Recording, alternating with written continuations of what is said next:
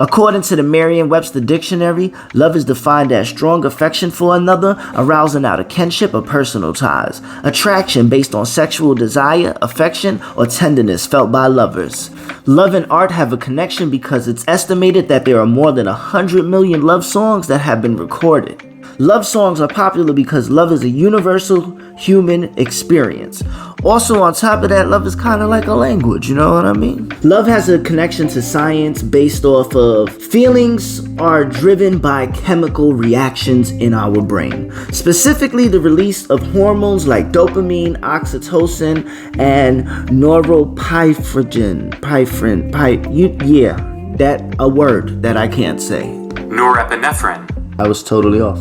Since we're talking science now, science is defined on Merriam-Webster Dictionary as knowledge or a system of knowledge covering general truths or the operation of general laws, especially as obtained and tested through scientific methods. And last but not least, according to the Webster Dictionary, art is defined as skills acquired by experience, study, or observation, a branch of learning. Now that we got the definitions out of the way of what is love, science, and art, we can answer the big question: is love science or art? So let's dive into that. There ain't no love in it, it don't love you back. No, I feel you, hey. I do, man. But see, man, nigga like me, man, I love the game. I love the hustle, man. Be feeling like one of them ball playing, you know, like Bird or Magic or something. Yeah, you know, when nigga got dough, nigga could leave the league. But if I leave, the fans still gonna love me, man? That is from a movie called Paid in Full. In the movie, Mitch and Ace discuss their love and hatred for the drug game. Ace explains that he doesn't believe that there's no love in the game, and Mitch explains when he is in the drug game, he feels almost as if he is like a basketball player. And that led me to have a little short conversation with ChatGPT, and I'm going to share that with you right now. When Mitch is speaking about his love for the game, I want to explore what kind of love is that? Mitch's love for the game seems to be a mix of admiration and ambition. He admires the mastery and skill of top players and strives to achieve that same level of excellence and recognition in his own world. And this love is driven by dopamine and oxytocin in his brain, leading him to believe these things. Yes, his love and passion for the game likely trigger those feelings of reward and connection. The rush of dopamine and the bonding aspect of oxytocin might make him feel more deeply connected to his ambitions. And I thought it was amazing that he compared himself to Larry Bird and Magic Johnson, which are two basketball players who have the game down to a science and art. It really is amazing. Mitch's comparison to legends like Larry Bird and Magic Johnson highlights how much he values mastery and artistry in his own game. It's a powerful way to show his respect for excellence and his drive to reach that level. Mitch's love for drug dealing is like a mix of science and art. The science is how he plans everything, knowing the market, managing risk, and being strategic. The art comes from his creativity and social skills, how he handles people, stays cool under pressure, and keeps his reputation strong. Together, these make him both smart and smooth at what he does. The same way that Mitch is persuasive with the way that he speaks, and it's kind of art, I found that in an article that I retrieved from Psychology Today called The Art and Science of Great Conversation 1, The Hidden Heart of Every Conversation. This article dives deep into conversation and how conversation is an expressive, collaborative, and it's full of infinite possibilities. It's like art.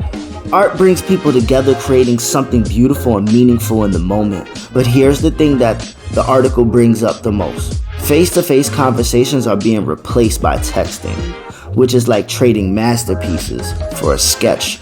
We're losing the richness and depth and the human connection. Let's treat conversation like the art it really is and bring it back to our lives. As I'm getting further into this research, I'm starting to realize that I can't answer the question, is love science or art? And I'm getting close. I started to make intriguing connections. It seems like I was exploring how the emotional, expressive nature of art relates to the dynamics of conversation, and perhaps even love. Conversation is all about creativity, expression, and emotional connection. There's an art to the creativity, expression, and emotional connection we bring to conversations, but there also is a science, the pattern, timing, and responses that create a flow. And this realization helped me understand that love works the same way.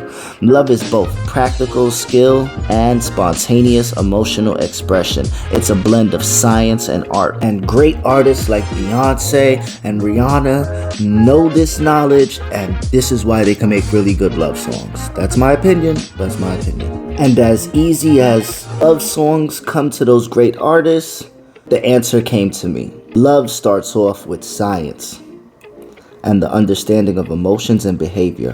But the art of love is about the effort and creativity you put into maintaining and nurturing the love that you have for something or a person. And that answers the question. Love is mostly science.